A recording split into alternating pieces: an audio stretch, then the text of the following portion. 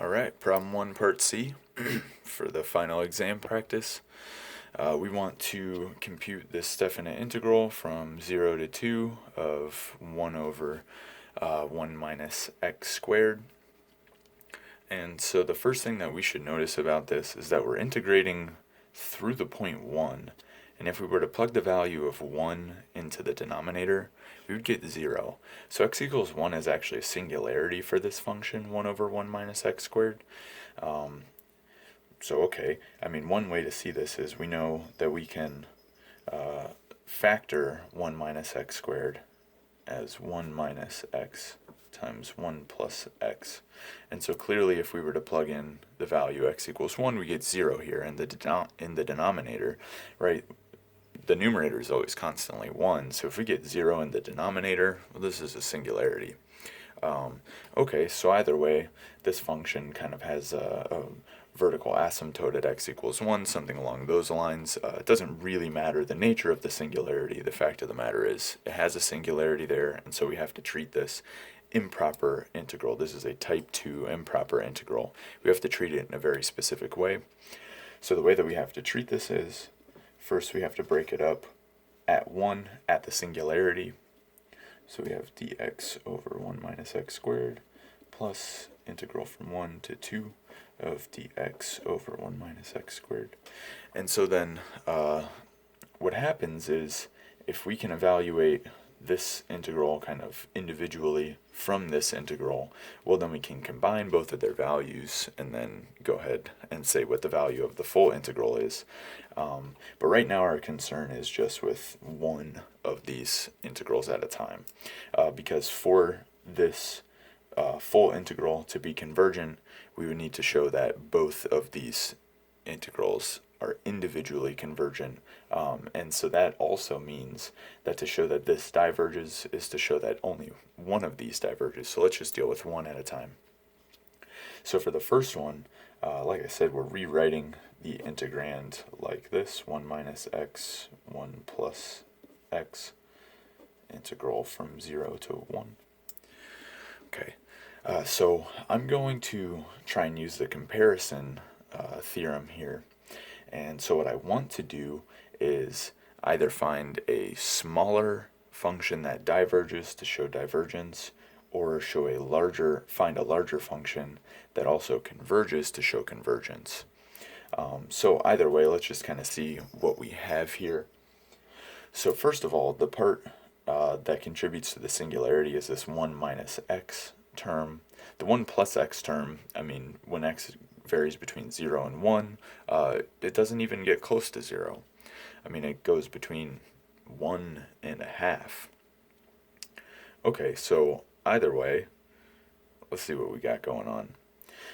So, like I said, for our values of x between 0 and 1, we know that 1 plus x goes between, 1 half.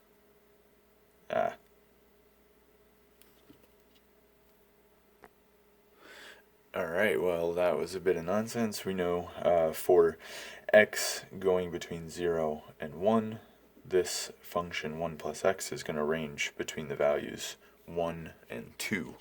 And so ultimately what we want to say is something about 1 over 1 plus x, and so this will go between the values 1 half and 1, right? Because the denominator goes between the values 1 and 2. So we get this inequality for 1 over 1 plus x when x ranges between 0 and 1.